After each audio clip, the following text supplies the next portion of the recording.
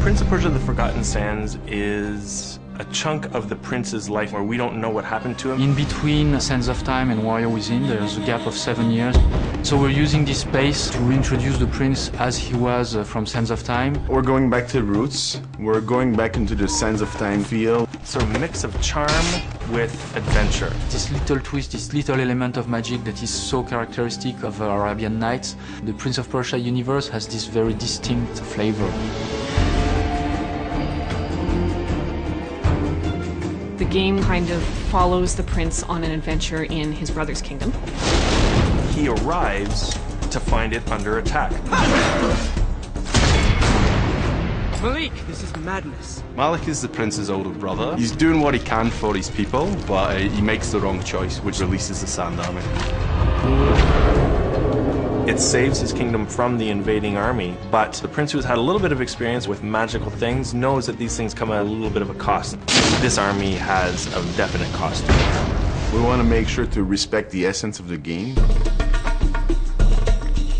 The first time I played Sands of Time, it was like the fluidity, the agility, the elasticity of the move were incredible. I think it's really the prince's acrobatic prowess that make him stand out. The wall run for me will never get tired of. It's the epic move that people know from the original trilogy. We're bringing back all that. Run on the wall, column jump, acrobatic pole jumps.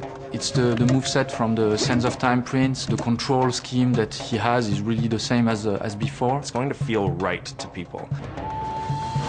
The way the rewind looks, it's the same ability, something people are familiar with. We used the Anvil engine to build The Forgotten Sands. It was an engine that was built internally at Ubisoft Montreal, originally for Assassin's Creed. It allows us to really have powerfully built environments. We can have up to 50 enemies on the screen at once.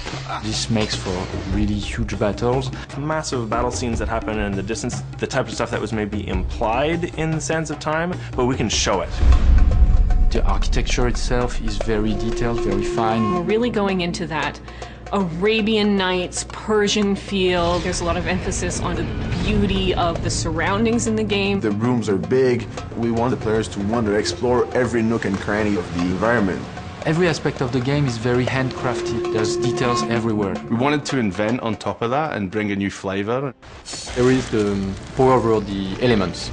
Fire, earth, air, water. I love the water freeze power. That's the thing that I can't stop watching people playing the game when they're doing that. The jumps back and forth, the fact that you have to use timing to kind of stop and start. Players are going to come in feeling charged up, eager to see where this road is going to take them. We have the core base and the acrobatics. On top of that, we've added the power over nature, the manipulation of the environments, the 50 enemy battles, the epic boss battles. There's so much in this to bring you back in. It's the game you should play if you like the original trilogy.